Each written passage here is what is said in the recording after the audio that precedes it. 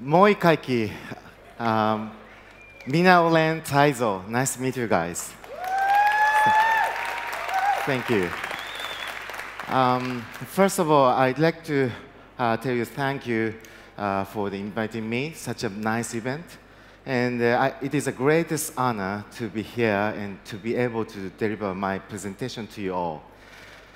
Today, I'd like to talk about one of my biggest dream, biggest challenge, that is creating entrepreneur ecosystem. Let me introduce myself briefly. I started my first company in 1996 when I was 23 years old. During the I'm studying at Tokyo University. At the time, in 1996 is a very memorable day that the internet became commercial. So I was using a computer Unix at this university, and I was so excited to using the emails or web browsing and so on. So I wanted to create something exciting, something unique, something innovative on the internet, but I had no idea what kind of thing I should do. And then one day I met one person, and all my life has changed. And then I created my company with my friends. This is me, the 23 years old center person, and I had more hair than I have today, unfortunately. But the person is, I met Jerry Yang, the founder of the Yahoo Inc. At the time, he's also very young, almost 25 or 26 years ago, 6 years old. And Yahoo was a very early startup. Number of employees are only 15 people, and they just started the beta service in the US. And I met him, and I was so inspired by watching what they're doing. And then I proposed, hey, I'd like to create a Japanese version of the Yahoo. And then we synchronized, and we felt sympathy. We felt sympathy each other, and then we reached the conclusion that creating the Yahoo Japan. Okay. And then last 15 years, 17 years, I'm a very curious person, so I like to do many things. So I established many venture companies. Those are the companies I established from scratch or joint venture with some promising foreign companies with them to enter into the Japanese market or Asian market. Actually, those are the good examples that, to some extent, it dedicate to some meanings in a society. But behind that, I have a lot of failure, lot of failed experience. But it is my honor that I failed a lot, because I learned a lot from the failure experiences. Today, I'd like to show you one of the biggest good example, the GungHo, which I founded in 2002. GungHo has over 10 years history. We started PC online games, MMO games, in 2002. But after the 6 or 7 years later, we decided to shift from PC to mobile. And actually, we struggle to shift from PC to mobile because the paradigm is totally different. So as you know, that it's a kind of innovator's dilemma. It is really hard for the shift from the old paradigm to the new paradigm. But finally, after the many failures, we could get the smash hit, the title called Peasant Dragons. Currently, we have over 23 million downloads in 20 months. And Currently, we are #1 in the Google Play in the world, and also #3 in the iOS App Store. As you know, the #1 is a Supercell. So actually, I'm beat to some extent to the Supercell, but in these days, we became a family, so I'm very happy and very honored, very proud of them. And also, I'd like to introduce my brother, Masayoshi-san. He's my elder brother, and he's one of the legendary entrepreneurs in Japan, and he established SoftBank 30 years ago. And currently, they are creating the conglomerate. Those are the core companies. And SoftBank is the fastest growing mobile carrier in Japan.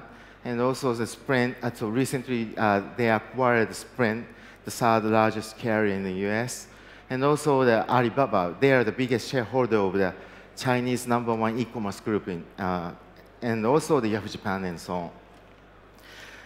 And last month, we were thrilled to announce that SoftBank and GungHo and Supercell, we invested to the Supercell, and we became a family member. The reason why we did is that three of us, the Iluka and I and Masa, we totally synchronized. We felt sympathy to pursue the big dream to be the #1 in the global mobile world. So that's why so we are now in a very good relationship, and I'm so excited about creating a new things with them. On the other hand, I'm 41 years old, and when I became 40, I have to and I should do something besides creating the new venture companies. That is startup incubation. As you might know, in Japan, unlike Finland, there are very few entrepreneurs in Japan to start up something from scratch. So, but actually, I'm so inspired by the senior entrepreneurs, including my brother. And I thought I should share what I learned, lessons learned with the younger generation. So from 2 years ago, I started the school called the Movida School, which is totally special program for the new entrepreneurs, younger entrepreneurs. Every Tuesday, we invite young entrepreneurs, and also we invite senior entrepreneurs, serial experienced entrepreneurs, and they will give them a lecture how to create a company or how to build the best team and so on.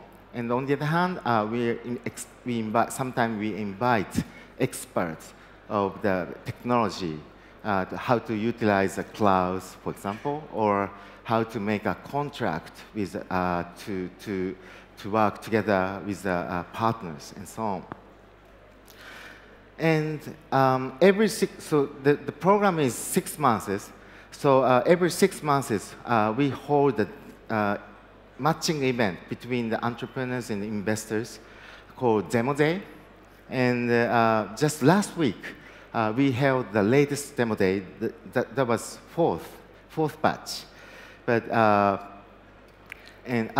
we invited over 250 investors, in front of those investors, over 20 startups have pitched to raise a new funding. So our program is like this. Every 6 months, we accept the application from the young entrepreneurs Asian-wide, and we pick and choose. And as I said, every week we mentor those entrepreneurs. and hold this demo day. And the unique thing, so it's very similar to the startup accelerators in the US, like Y Combinator or 500 startups. But our unique thing is we create a unique program called the Hot Stove League, which is the special programs for the startups who failed new funding. Because in Japan, there's no rich, good infrastructure to work again come back to the big company or find the new jobs if the entrepreneurs failed to the new funding. So we coordinating each other. Hey, for example, hey, you failed, unfortunately, but you can go to the company newly funded, and you can be the first 10 employees of the enterprising new startup. So those kind of safety net we are creating so that the Japanese entrepreneurs can dive into the entrepreneurial world easily. So currently, out of 200 applicants, we incubated over 60 startups. And out of 60, we invested 32. And out of 32, recently 5 investors newly funded successfully. So it's just a 2 years history. So it's just a beginning. But I'm confident that if we maintain those activities, then we can create a more bigger, richer entrepreneurial society in Japan. So those are the brightest hope. But as I said, they are the very exceptional guys. You know, in Japan, the most smart people going to the big company or the establishments, so they don't challenge to create startups, unlike the US or Europe. So we have to create this kind of startup program. And then I'm always telling to the younger people that, hey, let's start up just like forming a rock band. Because if you find a good drummer, good guitarist, good vocalist, good bassist, then you can form a rock and roll band. And if you plug into the amplifier and start playing it, and then you can make people in the world exciting. So like rock and roll band, if you find a good designer, good engineers, good applications programmers, then you can create exciting applications, and you can distribute those applications in the world, like rock and roll band. So I'm telling this kind of message to the younger people. So lastly, I'd like to tell you about my biggest challenge, my biggest dream, entrepreneur ecosystem. You know, this is Silicon Valley. There's only 3 million population, but many heroes come from the Silicon Valley, like Facebook, Twitter, Apple, Google, and so on.